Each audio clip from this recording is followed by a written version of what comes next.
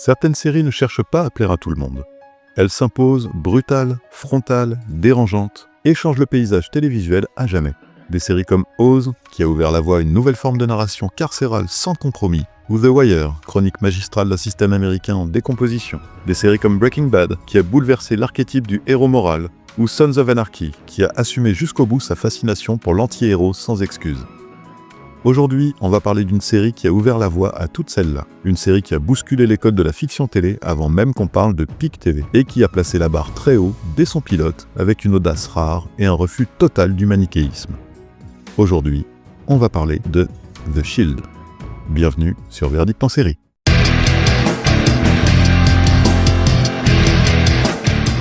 À Los Angeles, une unité de policiers d'élite se donne tous les droits pour faire régner l'ordre. À sa tête, Vic Mackey, un flic redoutablement efficace et profondément corrompu. Traque, magouille, manipulation, exécution, la frontière entre le bien et le mal n'existe plus vraiment. Entre lutte de pouvoirs internes, guerre des gangs et politique opportuniste, The Shield explore jusqu'où un homme peut aller pour ne pas perdre le contrôle.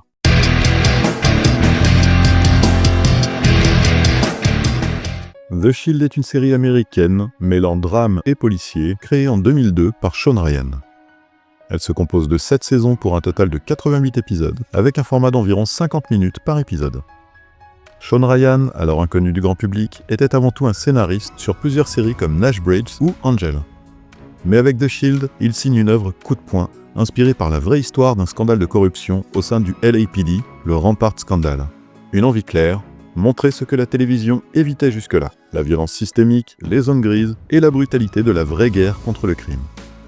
Côté casting, on retrouve Michael Chiklis, totalement méconnaissable pour ceux qui l'avaient vu dans Un flic dans la mafia. Il incarne Vic Mackey avec une intensité folle, un rôle qui lui vaudra un Emmy Award du meilleur acteur dès la première saison. À ses côtés, on retrouve Walton Goggins, glaçant de charisme en Shane Vendrell, Cissy Hatch-Pounder en capitaine obstiné et éthique, et Jay Carnes, Catherine Dent ou encore Kenny Johnson, tous excellents dans des rôles bien plus profonds qu'ils n'y paraissent. Côté réalisation, la série adopte un style quasi documentaire. Caméra à l'épaule, plan serré, montage sec, un style nerveux qui accentue le réalisme et plonge le spectateur dans l'urgence et la tension constante. Le tout produit à l'époque par FX, qui osait un ton plus mature et frontal que les grandes chaînes traditionnelles. The Shield a été diffusé de 2002 à 2008 sur FX aux États-Unis et en France sur Canal+, puis 13e rue. Elle a été un immense succès critique et a marqué un tournant dans la manière de représenter la police à la télévision. Pas de héros, pas d'illusions, The Shield a imposé une nouvelle grammaire du polar. Elle a aussi souvent été comparée, à tort ou à raison, à The Wire, sorti la même année. Mais là où The Wire analyse froidement le système, The Shield le cogne à coups de crosse. Deux visions complémentaires, pas concurrentes. La série a été régulièrement citée dans les tops des meilleures séries de tous les temps et continue d'être une référence, notamment dans le traitement des personnages ambigus.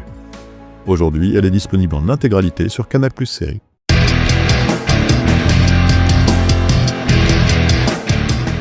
J'ai découvert The Shield un peu sur le tard, alors que la série avait achevé sa diffusion initiale depuis un moment et que sa présence s'était déjà amenuisée dans les médias spécialisés. Et j'ai aussitôt été pris par cette sensation étrange d'avoir mis la main sur une pépite que j'aurais dû voir bien plus tôt. Le genre de série qui t'attrape à la gorge dès le premier épisode et ne relâche jamais la pression. The Shield n'écrit pas des intrigues, elle te les claque en pleine tronche. Chaque saison est pensée comme une escalade vers le chaos. Mensonges, trahisons, coups de pression. L'écriture jongle avec brio entre arc long et tension immédiate, et le rythme est infernal. À peine une scène se termine que la suivante te percute. C'est du polar qui ne prend jamais de pause, qui ne fait jamais semblant et qui ose l'irréversible. Tout au long de la série, on vit avec Vic, on est pris comme lui dans ce tourbillon qui ne cesse de s'amplifier et chaque fois qu'une accalmie se présente à lui et à nous, c'est pour mieux nous rattraper et nous jeter encore plus loin, encore plus vite et surtout encore plus violemment. Au plus fort de certains moments clés particulièrement tendus et tellement bien mis en scène, on se prend à littéralement retenir son souffle et plus on avance dans les épisodes, plus ce sentiment va crescendo. Rarement j'ai été pris par une série comme ça. Mention spéciale au pilote, dont la scène finale reste une des plus inattendues et choquantes pour un premier épisode de toute l'histoire des séries. Vic Mackey est un personnage monstre, complexe, répugnant, fascinant. Michael Chiklis le rend à la fois terrifiant et presque attachant. Et c'est bien là tout le génie de cette série. À l'instar d'autres anti-héros qui viendront plus tard nous embarquer dans leur cheminement rien moins que discutable, Vic parvient vraiment à nous faire avoir de l'empathie pour lui, et pourtant on sait, on voit qui il est, ce qu'il est. Non pas un personnage foncièrement mauvais, ni un chevalier blanc sur son immaculé destrier, mais un homme avec des valeurs, certes, mais aussi de l'ambition, et un sens bien à lui de la justice, qui selon lui mérite qu'on mette tous les moyens pour la rendre, qu'il soit légaux ou qu'il franchisse la ligne. Et s'il peut en tirer quelques bénéfices, alors pourquoi pas. Et c'est là tout le génie de ce personnage ô combien bien écrit, avec toute cette ambiguïté qui le caractérise, et qui parvient à la fois à nous faire adorer ce film borderline et le détester aussi par moments. Mais autour de lui, chacun des autres personnages qui gravitent nous prouve à chaque instant que la réussite de l'écriture de Vic n'est ni un accident, ni un cas isolé. Tous sont vraiment réussis, intéressants, profonds. Shane, joué par Walton Goggins, tour à tour pathétique, glaçant, idiot, calculateur, ou Dutch, joué par Jake Carnes, flic ringard mais brillant, mélange parfait de manque de confiance en lui et d'autosuffisance, ou Claudette, joué par Cissy Hatchpander, pilier moral implacable, quitte à s'attirer les foudres de tous ses collègues ou même de sa hiérarchie. Chaque personnage évolue, se transforme, plonge ou résiste, aucun n'est figé, et tous sont parfaitement castés. Et c'est là donc l'une des autres grandes forces de la série. Ces personnages, en dehors d'une poignée, ne sont pas manichéens, ils sont humains, parfois bourrés de principes, parfois dévorés par l'ambition ou par l'appât du gain, et le plus souvent pile poil entre les deux. C'est du grand art. Un petit mot sur les guests s'impose aussi, car on a droit à des pointures en la matière. Glenn Close, Forest Whitaker, Anthony Anderson, Carl Weathers, Laurie Holden ou encore Frank Capotant, pour ne citer que. Et tous nous offrent des compositions de qualité, s'intégrant parfaitement au casting original déjà bien riche. Du petit lait, je vous dis. La réalisation est une réussite elle aussi. Caméra à l'épaule, lumière naturelle, plan serré, The Shield donne l'impression d'être tourné en temps réel. Ce style quasi-documentaire renforce considérablement l'immersion, l'urgence, la tension permanente. Pas d'effets spéciaux tape à l'œil, tout est au service du réalisme brut. On court avec l'équipe de choc, on est pris en embuscade avec eux, on planque avec eux, on a tout le long le sentiment de presque faire partie de l'équipe. Cette manière de filmer, nerveuse, oppressante, sans filtre, offre un sentiment d'immersion rarement égalé et qui contribue sans doute possible à la qualité indéniable de la série. En ce qui concerne l'ambiance sonore, pas de musique omniprésente. Quand elle est là, c'est pour frapper fort. La BO, signée notamment par Vivian et Mark McKay, pose une ambiance urbaine crue avec des choix souvent très justes. Mais surtout, le silence est une arme. Chaque détonation, chaque porte qui claque, chaque respiration devient un élément dramatique à part entière. Quant au générique, il est à l'image de la série, percutant, efficace, inoubliable. Parlons doublage à présent. J'ai vu la série en VF, et très franchement, je la trouve de très bonne facture. Je ne peux évidemment pas comparer avec la VO que je ne connais pas. Ceci dit, les voix françaises de l'équipe de choc sont toutes des voix connues, à l'instar de celles d'autres personnages. J'ai notamment spoté Véronique Augereau, la doubleuse officielle de Marge Simpson, qui double ici l'officier de police Danny Soffer. Et elles font toutes du très bon boulot, contribuant là aussi à la réussite de The Shield par chez nous indéniablement. On peut aussi parler de la montée en puissance des saisons, qui fait que la série ne faiblit jamais. Mais en contrepartie, et en toute objectivité, certains spectateurs peuvent peut-être décrocher à cause de la noirceur permanente. Il n'y a quasiment aucun moment de répit, aucun temps mort. Il n'y a pas de second degré, ni aucune respiration. C'est radical, et ça peut lasser ou étouffer certains. Mais pour ceux qui tiennent, c'est un voyage unique qu'ils n'oublieront pas de sitôt. Quant au final, c'est un des meilleurs que j'ai vus, toutes séries confondues. Pas spectaculaire, pas grandiloquent, mais d'une logique implacable. On assiste à un dénouement à l'image du reste de la série, ni jouissif, ni amer. J'ai vu ce final il y a bien longtemps maintenant, et j'avoue que je ne parviens toujours pas à me résoudre à le définir comme une fin heureuse, toute proportion gardée, on est dans The Shield, pas dans une site comme Mièvre, ou comme une fin empreinte d'un fatalisme certain. On est à la fois surpris de la découvrir, et en même temps, pas vraiment. C'est vraiment étrange. D'une certaine manière, je crois m'être fait la réflexion que ça ne pouvait pas finir autrement. La série nous aura jetés dans ce tourbillon incessant, nous y aura fait voltiger dans tous les sens de plus en plus vite pour finalement nous reposer au sol, presque avec douceur. Chaque décision, chaque faute commise trouve dans ces dernières scènes sa conséquence. Et la dernière image nous laisse pantois avec un arrière-goût aigre. Même si elle a beaucoup été décriée, pour moi la fin est une réussite absolue là encore. Refusant de céder aux sirènes de la facilité et préférant nous laisser sur ce sentiment là encore très ambigu, décidément le maître mot de toute la série. The Shield, c'est la série qui a permis à d'autres de pousser plus loin ensuite. Une série pionnière, violente, dérangeante, mais magistralement écrite. Ses influences vont d'Oz à Training Day, et elle-même a ouvert la voie à Breaking Bad, Sons of Anarchy, Mayans MC, Banshee ou même Peaky Blinders dans leur manière de traiter l'anti-héros sans concession. C'est violent, implacable, et donc d'une nécessité absolue pour tout amateur de séries choc qui se respecte. Et à présent, quelques anecdotes sympas pour terminer ce chapitre. Le pilote a été tourné avec un budget ridicule, et a mis une claque à tout le monde, y compris chez FX, qui a immédiatement commandé la série. Michael Chiklis a dû se battre pour son rôle. Les producteurs le voyaient encore comme un gentil papa de série familiale. La série a failli ne jamais s'appeler The Shield à cause d'un conflit de nom avec Marvel. Et oui, l'agence Shield.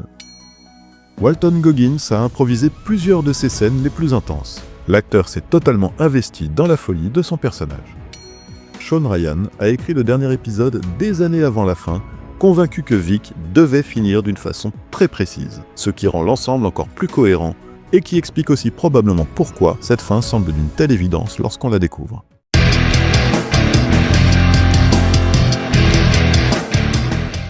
Alors, est-ce que je vous conseille de regarder The Shield ? The Shield est une série d'une intensité rare, un polar sans concession qui renverse tous les codes du flic télévisuel et ose aller jusqu'au bout de ses choix, jusqu'à l'os. C'est cru, c'est tendu, c'est noir, mais c'est brillamment écrit, magnifiquement interprété et totalement addictif. Une série qui t'empoigne, te retourne et te laisse son empreinte pendant longtemps. Ma note, 9,5 sur 10. Et encore, je me retiens. Donc oui, 1000 fois oui. C'est pas juste une bonne série, c'est un monument. Si tu es prêt à plonger dans les abysses, fonce et prépare-toi à ne plus jamais regarder les flics de la même manière.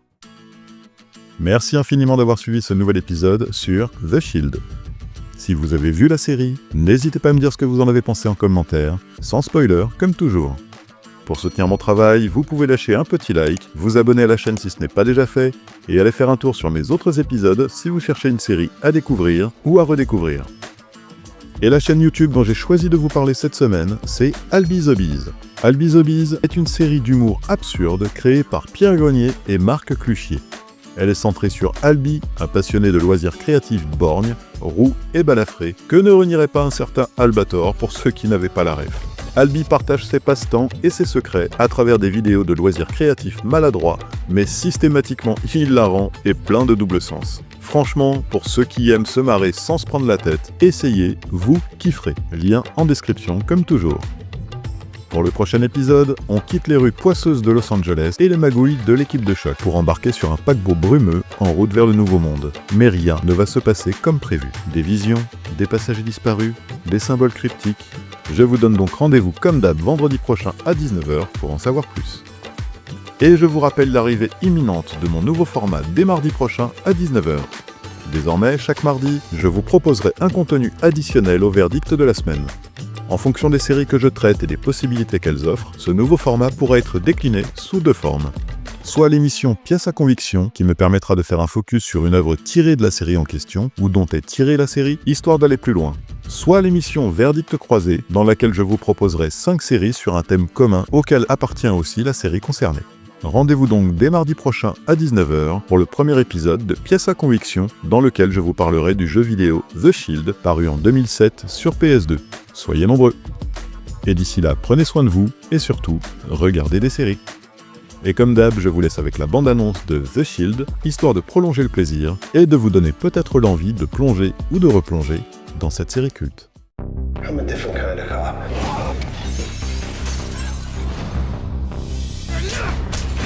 We knock down the doors other cops don't want to.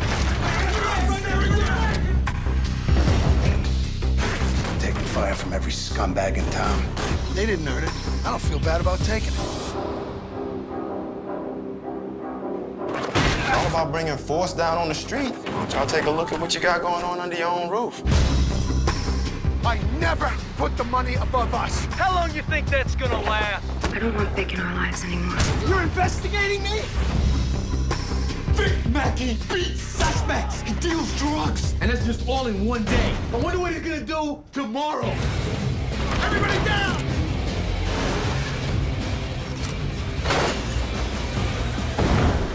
Hey, my day's just getting started.